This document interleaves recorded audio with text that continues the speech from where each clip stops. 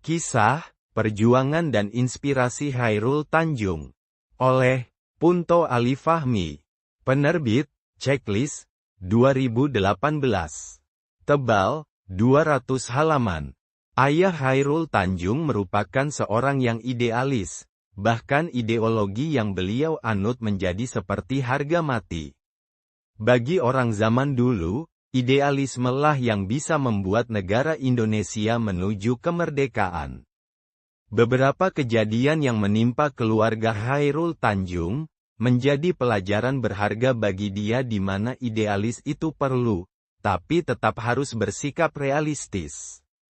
Idealis tidak boleh menjadi harga mati, karena membangun negeri tidak harus dengan mengacaukan sistem yang sudah ada.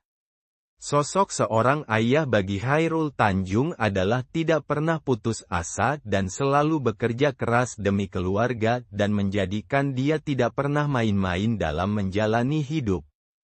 Chairul Tanjung sangat posesif terhadap ibunya, bahkan saking khawatirnya, dia selalu memperhatikan jam makan ibunya, jam tidur ibunya, hari ini ibunya mengalami hal apa, apakah ada yang menyakiti hati ibunya. Chairul Tanjung pernah mendapat tugas berjualan es mambo, kacang dan jajanan dari sekolah saat SD pada jam istirahat. Sehingga tertanam pedoman dalam diri Chairul Tanjung mengenai tanggung jawab dan tidak sekedar mengejar keuntungan. Saat bersekolah Chairul Tanjung masuk ke dalam grup teater, di mana dari teater ini dia belajar mengenai prinsip hidup yang hingga kini dia pegang, yaitu, harus bisa membedakan mana yang baik dan mana yang benar. Saat kuliah, banyak teman mahasiswa kedokteran gigi yang kesulitan mencari alat kedokteran, insting bisnis Chairul Tanjung pun muncul. Dia kemudian mencari penyuplai yang bisa membeli langsung dari importir. Tahun 1987, Chairul Tanjung sempat menjadi kontraktor dengan proyek pertama yang menangani pembangunan sebuah pabrik sumpit di Citerup, Bogor. Proyek kedua adalah saat merenovasi pabrik sepatu Kasogi di Kapuk Muara, yang kemudian menjadikan Chairul Tanjung berkenalan dengan Michael Chiem, yang kemudian dari sana tercetus untuk membuat pabrik sepatu sendiri dengan nama PT Pariyarti Sindutama dengan modal 150 juta dari dia.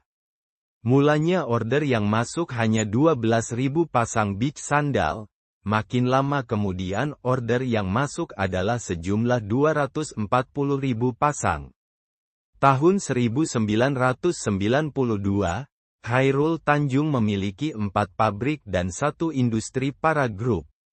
Saat Chairul Tanjung membeli Bank Mega, dia dapat menemukan penyakit yang diderita oleh Bank Mega, dengan saldo merah sebesar 90 miliar rupiah, dengan kredit macet sebanyak 90%, plus diperparah dengan teknologi yang minim, yaitu di mana Bank Mega tersebut hanya memiliki 2 komputer saja.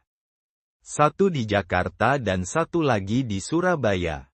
Penghematan pun dilakukan besar-besaran, misalnya dengan memastikan setiap jam 6 sore lampu harus mati, jika masih ada keperluan maka harus menggunakan sumber penerangan yang dicolokkan ke saklar.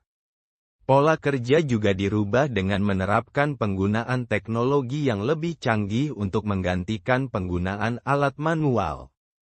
Tahun 1994, Chairul Tanjung membeli aset dari kredit macet Bank Exim berupa gedung dengan peralatan lengkap sebuah studio untuk syuting di daerah Kemang, Jakarta. Chairul Tanjung pun membuat sinetron yang ditawarkan ke stasiun TV swasta berdasarkan surat pesanan yang diterima. Namun penolakan yang didapat oleh dia. Dan penjelasan dari direktur program dikatakan bahwa surat pesanan tersebut tidak bersifat mengikat. Kekecewaan dan kemarahan Chairul Tanjung pun membuat dia bertekad untuk membuat stasiun TV sendiri.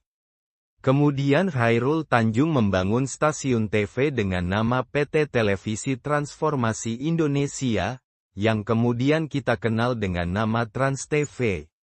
Dalam pembangunannya Chairul Tanjung berkonsultasi dengan pengelola RCTI, yaitu Peter F. Gonta dan Alex Kumara. Saat merekrut 250 karyawan, sebanyak 70.000 pelamar yang masuk. Chairul Tanjung mengedepankan fresh graduate, agar muncul semangat baru di Trans TV yang penuh dengan kreativitas. Trans TV pun melakukan siaran pertama pada bulan Desember tahun 2001. Mulanya masih belum banyak profit, bahkan lebih banyak pengeluaran. Pada bulan September tahun 2004, Chairul Tanjung menyadari bahwa dikarenakan menginginkan persembahan terbaik, sehingga Trans TV terlalu banyak membeli program dari luar. Untuk menekan biaya produksi, maka dibuatlah in-house program. Tahun 1996, Chairul Tanjung dengan para grup mendapatkan kepemilikan Bank Karman yang kemudian menjadi bagian dari Bank Mega pada tahun 1997. Termasuk kemudian membeli Bank Tugu menjadi Bank Mega Syariah. Pada tanggal 6 Agustus tahun 2006, Chairul Tanjung membeli 55% saham milik TV7 yang kemudian TV7 berubah nama menjadi Trans 7. Pada tanggal 16 April tahun 2010, Chairul Tanjung dalam CT Group membeli 40% saham Carrefour, yang kemudian saat ini kita kenal dengan Transmart. Kerajaan bisnis Chairul Tanjung sebagai berikut, yaitu, bidang finansial, Bank Mega, asuransi jiwa Mega Life, para multi-finance, Bank Mega Syariah. Bidang investasi, beli saham Carrefour Indonesia bidang penyiaran dan multimedia, Trans TV, Trans 7, Mahagaya Perdana, Trans Fashion, Trans Lifestyle dan Trans Studio. Modal Chairul Tanjung dalam berbisnis menurut dia adalah bahasa atau suara, dan memperluas pertemanan yang tentunya menjadi pilar utama. Kemudian kecerdasan kita dalam membagi waktu. Pesan dari Chairul Tanjung adalah, jangan salahkan di mana kamu tinggal, namun belajarlah dari mana kamu tinggal. Setelah itu, potensi yang dimiliki langsung dikembangkan.